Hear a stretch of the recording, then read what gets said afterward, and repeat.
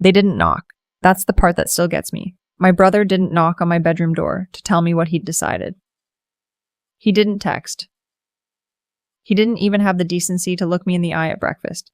He just left a handwritten note on the kitchen counter, between an empty coffee mug and a stack of unopened mail, and walked out the door with his wife like it was any other Tuesday.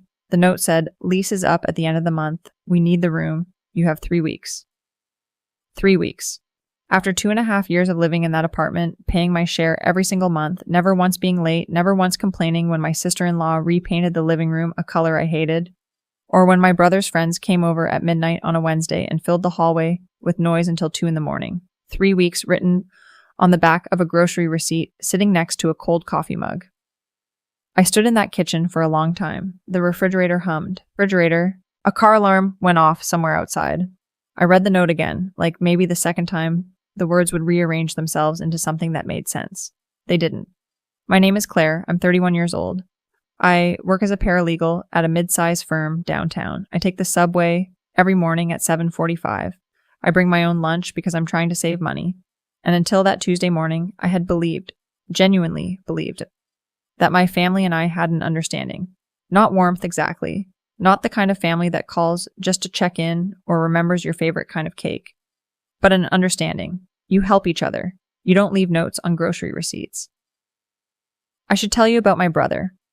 Marcus is 6 years older than me, which means he spent most of my childhood being someone I looked up to and most of my adulthood being someone I made excuses for. He married Denise 4 years ago. Denise is the kind of person who says, "I'm just being honest," right before she says something she knows will hurt you, and then looks surprised when it does. Together, they are a particular kind of exhausting.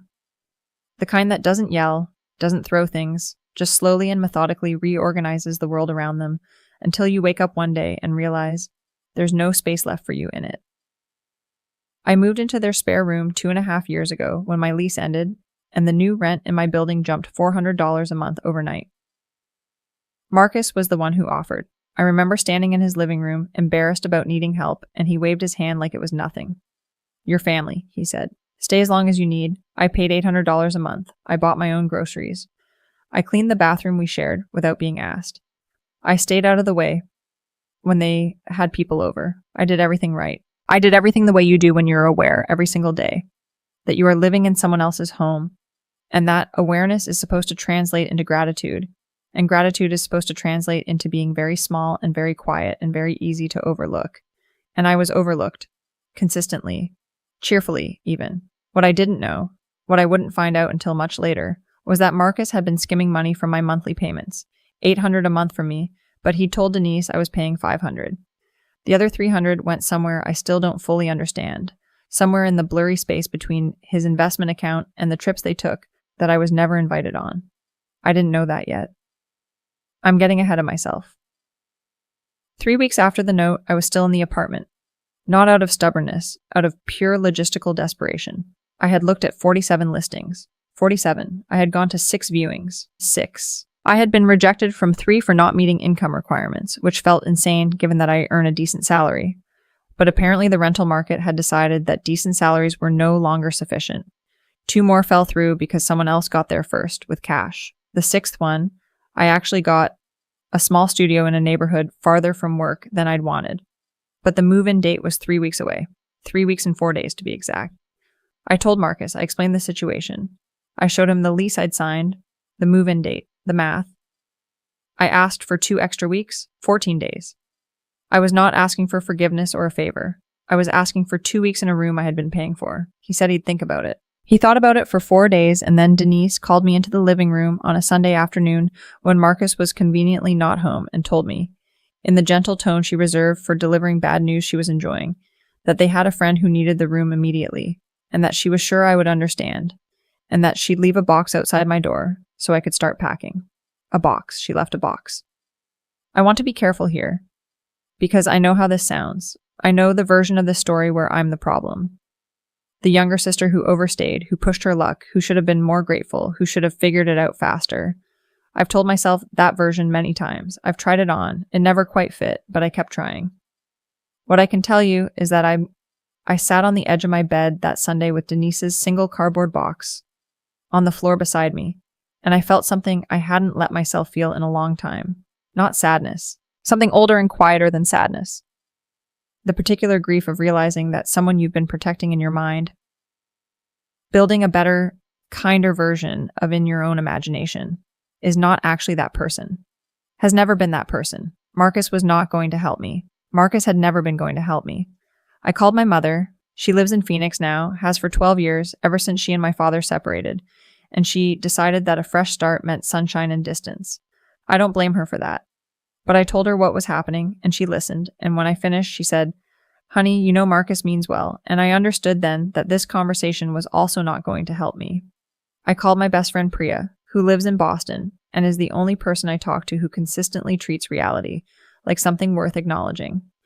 She listened to the whole thing without interrupting, and when I finished, she said, "Have you called your aunt?" I hadn't thought of my aunt in, 8 months, a year, not because we'd had a falling out. We hadn't. She's my mother's older sister, and she's always existed in my life at a specific distance. Warm but not close, present at major occasions, reliable in a way that I'd always taken for granted without quite recognizing as reliability. Her name is Ruth. She lives in Virginia. She worked in real estate law for 30 years. She used to handle stuff like this, Priya said. Like actual evictions, tenant law, all of it. Call her. I called her. Ruth picked up on the second ring, which startled me, because I'd half expected voicemail. I told her everything. I told her about the note on the grocery receipt, about the $800 a month, about the signed lease on my new studio that was still 3 weeks and 4 days away, about Denise and the cardboard box, and Marcus saying he'd think about it and then not thinking about it. I talked for probably 15 minutes without stopping. Ruth asked 3 questions in the whole time, all of them precise and practical. Is your name on the current lease? Do you have records of your payments? Have they given you anything in writing? I had records of every payment. I'd been doing bank transfers, which meant there was a paper trail going back 29 months. I did not have my name on their lease. I had been a subtenant, informal, which I'd understood at the time as convenient and had only now begun to understand as something else. Ruth was quiet for a moment. Then she said, "Stay where you are tonight. Don't move anything. I'm going to make some calls." I didn't sleep much that night. I lay in the dark in my room with the cardboard box on the floor beside me, and I thought about all the ways I had made myself easy to discard. The quietness, the smallness. The gratitude performed so consistently it had stopped being gratitude and become just a feature of the room, like the window or the closet. Present, functional, not worth noticing. Marcus came home late. I heard him and Denise talking in the kitchen, their voices low and unbothered. The refrigerator opening and closing. They didn't knock on my door. Of course they didn't. 2 days later, Ruth called me back. She didn't start with pleasantries. She said, "I need you to be somewhere quiet." "Are you somewhere quiet?" I stepped out of the office into the stairwell. "I'm somewhere quiet." "Good." She took a breath. "I've been doing some digging. When I told you to send me those payment records, I wasn't just checking the dates." A pause. "Claire, Marcus has been collecting $800 a month from you and reporting $500 to his landlord." I didn't say anything. "The extra $300, she continued. "He's been pocketing for 2.5 years. That's roughly $9,000.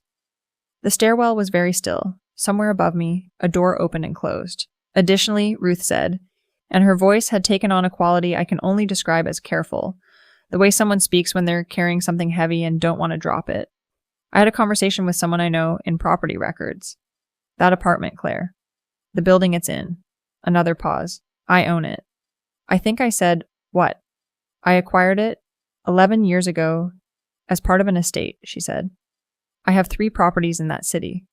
I don't manage them personally. I have a management company. I didn't know Marcus was living there until I pulled the tenant records this morning." Her voice shifted, something tightening in it. "He's been on a month-to-month for 2 years, and he's 4 weeks behind on rent." I sat down on the stairwell steps. The concrete was cold through my slacks. I sat there and I let the information rearrange itself inside my head, slowly, the way furniture looks different once you understand which wall is actually the front of the room. Marcus had been living in our aunt's building, had been behind on rent, had been taking money from me, without telling me, or her, or anyone, had then decided, when it became financially inconvenient for him to have me there, to hand me a note on a grocery receipt and give me 3 weeks. "I'm coming to the city this weekend," Ruth said. "I think it's time Marcus and I had a conversation. I want to tell you that I felt victorious in that moment. I didn't. I felt tired. I felt the specific tiredness of someone who has been right about something they desperately wanted to be wrong about. I had wanted to be wrong about Marcus. I had been constructing a version of him for years, a version that meant well, that just wasn't good at showing it, that had his own pressures and reasons. And I was not glad to have that version dismantled. Even now, even knowing what I know. But I also thought about Denise's cardboard box. I thought about the grocery receipt. And something in me, something quiet that had been quiet for a very long time, decided it was done being quiet.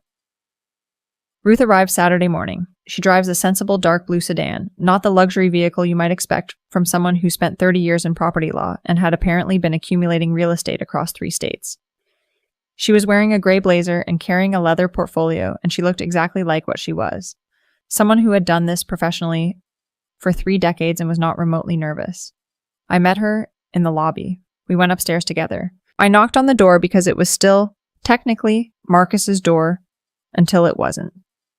He opened it in a t-shirt and sweatpants, coffee in hand, clearly expecting me and not whoever I'd brought with me. His face when he saw Ruth was...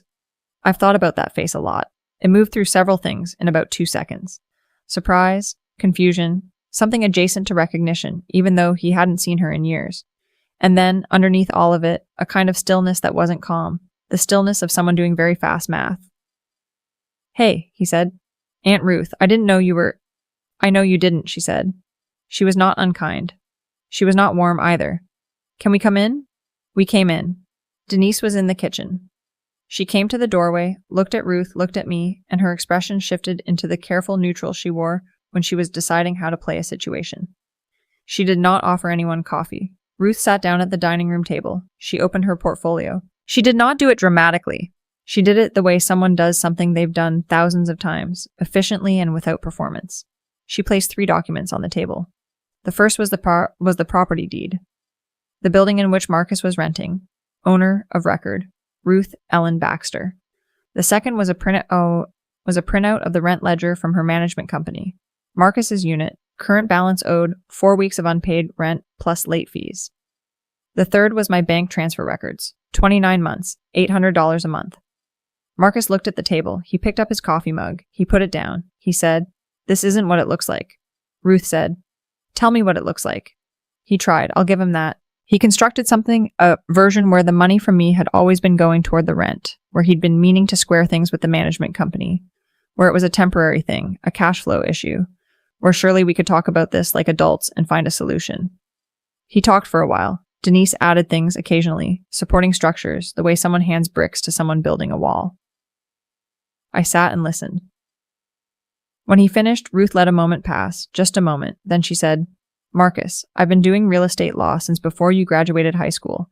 I've seen this specific arrangement before many times, from many sides of the table." She tapped the documents. "What you've described doesn't match any of these numbers, so let's stop." Something went out of him, not dramatically, just deflated quietly, like something that had been held up by a fiction, and the fiction was no longer operational. Denise said, "So what do you want?" Ruth glanced at her, then back at Marcus. "I want 2 things. The first is that Claire stays in this apartment, in her room, until her new lease begins. Without interference, without pressure, without boxes left outside her door." She paused. "The second is that we discuss what happens at the end of the month regarding your tenancy, given the outstanding balance and the month-to-month status." Marcus said, "Are you threatening to evict us?" Ruth said, "I'm informing you of the situation and your options. There's a difference, though I understand why you might conflate the two, given the week you've apparently been having." Denise made a sound. I looked at the floor. Ruth then said something I've thought about almost every day since. She said it quietly, not to make a point, not for the dramatic moment of it, but in the way someone states something they've observed to be simply and persistently true. She said, "The thing about people who treat generosity as weakness is that they always seem surprised when it stops being extended." Nobody said anything. Marcus was looking at the deed. He'd picked it up at some point, holding it in both hands, like if he held it long enough, the name on it would change.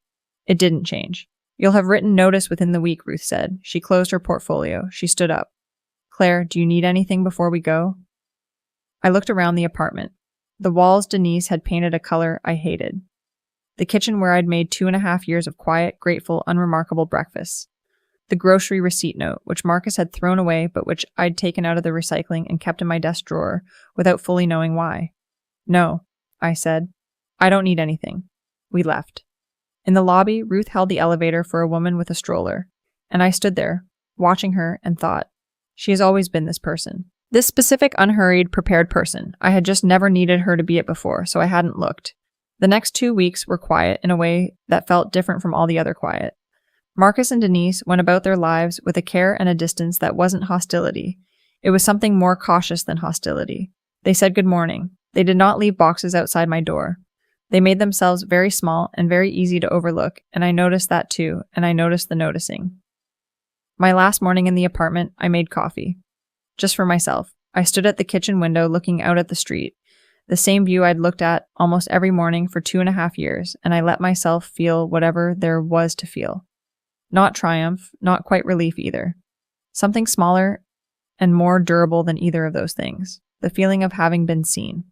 Accurately by someone who had the standing to do something about it. Marcus came in while I was standing there. He looked like he'd slept badly. He poured himself coffee and stood at the counter, and for a moment neither of us said anything. Then he said, Claire, You don't have to, I said.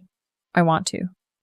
I looked at him, my brother, 6 years older, someone I'd looked up to, someone I'd made excuses for, someone I'd handed $800 a month for 29 months while he quietly pocketed $300 of it and told his wife I was paying less and handed me a note on a grocery receipt when I became inconvenient. I know you want to, I said, but I think what you want is actually to feel better, and I'm not really the right person for that right now. He didn't say anything else. I finished my coffee. I carried my bags to the door. He was still standing at the counter when I left. My new studio is small, smaller than the room I'd been in. The neighborhood is farther from work, which means an extra stop on the subway, an extra 12 minutes each way. The walls are an off-white that someone painted in a hurry. There's a radiator that makes noise at night that I am slowly learning to sleep through. I have a table by the window. I put a plant on it, the first plant I've bought in years, a small potted thing that I'm told is hard to kill, which feels appropriate. In the mornings, I make coffee and I sit at the table and I look out at the street below and it is mine. Completely, straightforwardly mine. No note on a grocery receipt is coming, no cardboard box outside my door. Ruth and I have coffee over video call now, most Sunday mornings. She's teaching me things. About tenant law, about property records, about the specific mechanics by which people use informality and family loyalty as cover for things that would be immediately identifiable as wrong if they were done by strangers. She's practical about it, not angry. She seems to find it genuinely interesting, the architecture of how people construct these arrangements and how they come apart. Last Sunday, she told me that Marcus had made arrangements to cover the outstanding rent balance and had signed a new lease. He's staying, she said, with a neutrality that I recognized as intentional. Good, I said, because I meant it. I didn't want him on the street. I wanted what had been wrong to be named and to stop, and it had been, and it had. That's a different thing from revenge, and I think it matters that it's different. Priya called me the night I moved in, when I was sitting on the floor eating takeout because my furniture wasn't arriving until the next day. She asked how I felt. I thought about it for a moment. Like someone who took a very long time to call their aunt, I said. She laughed. I laughed. Outside my window, the city made its noise, indifferent and continuous, and I sat on the floor of the apartment that was mine, and I ate my takeout, and I was improbably and genuinely okay. The plant is still alive. I'm told that's a good sign.